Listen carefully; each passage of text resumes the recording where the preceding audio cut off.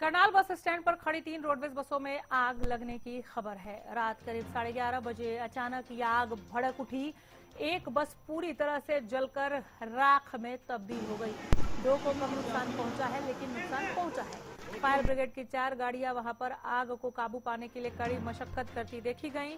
Short circuit को बताया जा रहा है इस आग लगने के पीछे का कारण। शॉर्ट सर्किट की वजह से यह आग लगी, ऐसा कहा जा रहा है।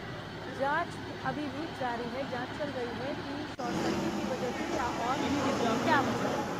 घटना से सुरक्षा व्यवस्था पर भी कई सवालिया निशान उठ खड़े होते हैं। जरा देखिए यह आग कितनी विकराल थी, कितनी भयावह तस्वीरें एक बानगी प्रस्तुत कर रहे हैं।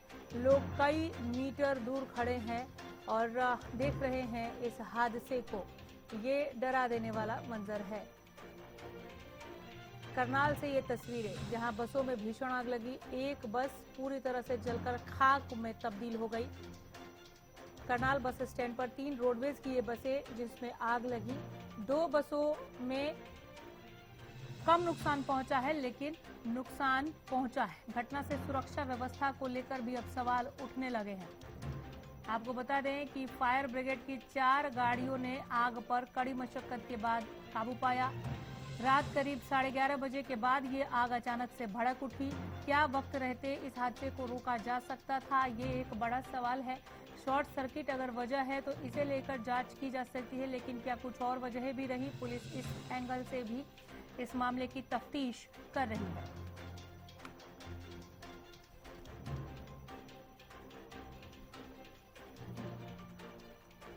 रोडवेज की बसें हैं ये, करनाल बस स्टैंड पर खड़ी थीं।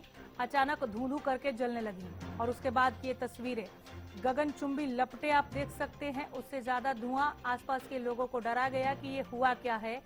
आग की ये तस्वीरें जो हैं वो करनाल बस स्टैंड से। रोडवेज की बसें एक जलकर खाक, 2 को नुकसान, बहुत ज्यादा नुकसान नहीं लेकिन नुकसान। महेंद्र सिंह हमारे साथ जुड़ गए हैं ज्यादा जानकारी के साथ। सिंह साहब, कैसे हुआ यह हादसा? क्या इस हादसे को वक्त रहते रोका जा सकता था?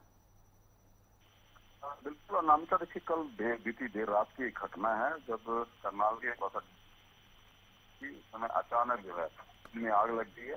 पहले एक बस में आग लगी थी, उसके बाद 2 अन्य बसों को भी आग ने अपनी चपेट में लिया। इसके बाद एक की स्थिति जो है अड्डा परिसर में देखने को भी। तीनों बसों को अच्छा खासा नुकसान जो है हुआ। एक बस पूरी तरह से जलकर खाक।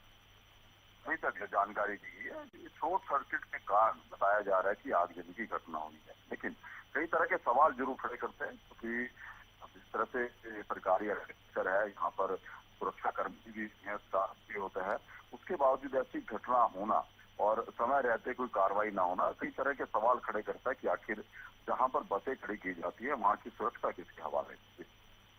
रोडवेज की बसें थी, 2 को नुकसान पहुंचा है, उसमें भी जो नुकसान हुआ है क्या रोडवेज उसकी जिम्मेदारी ले रहा है? एक बस जलकर राख में तब्दील हो गई, इसकी जिम्मेदारी कौन लेगा? 11:30 बजे की ये घटना है। क्या इस वक्त यहाँ पर किसी की कोई ड्यूटी नहीं होती? किसी ने आग की लपटों को वक्त रहते नहीं देखा? अगर देखा होता, जिम्मेदारी निभाई होती तो इस आग पर काबू पाया जा सकता था। रोडवेज क्या बता रहा है, कितने का नुकसान हुआ है? बिल्कुल, देखिए जो तीनों बसें हैं उनमें एक बस तो पूरी तरह से खत्म ही है, बल्कि जो 2 अन्य बसें हैं उनमें भी काफी हद तक नुकसान जो है हुआ है। ऐसे में हरियाणा रोडवेज के राज्य परिवहन को 3 बसों का नुकसान झेलना पड़ेगा। और जहां तक की बात है कि देखिए अड्डा परिसर में सीसीटीवी कैमरे भी लगे होते हैं, पुलिस कर्मी भी वहां पर होते हैं, इसके अलावा रोडवेज कर्मचारी जो नाइट शिफ्ट में काम करते हैं वो भी वहां पर मौजूद होते हैं। इसके अलावा सुरक्षा कर्मी भी रखे जाते हैं क्योंकि रात के समय बसों की संख्या जो है अड्डा परिसर में बढ़ जाती है। उस समय इस तरह की चूक होना और कहीं ना कहीं जिस तरह से आगजनी शुरू हुई थी उसके शुरुआती चरणों में काबू ना करना आज जरूर खड़े करता है। इसी वजह से जो है करनाल रोडवेज विभाग ने हादसे की जांच जो है वो शुरू कर दी है। रोडवेज की बसों को ऐसी जगह पर पार्क करना बस अड्डे में जहां पे शॉर्ट सर्किट का खतरा हो, क्या ये लापरवाही नहीं है?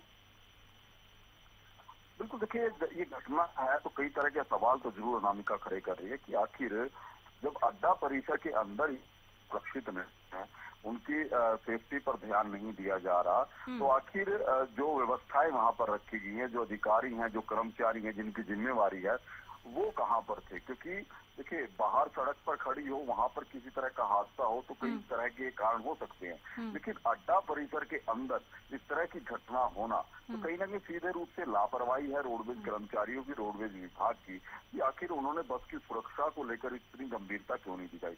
दूसरी बड़ी बात यह है कि यदि एक बस के अंदर शॉर्ट सर्किट हो भी जाता है तो दूसरी और दो अन्य बसों में कैसे आगजनी पहुंची है, ये भी सवाल खड़े करता है, क्योंकि यदि समय रहते दूसरी बसों को वहां से हटा लिया जाता तो शायद जो आगजनी का दायरा है वो इतना ज्यादा ना फैलता जितना अब हुआ है। जी अनामिका।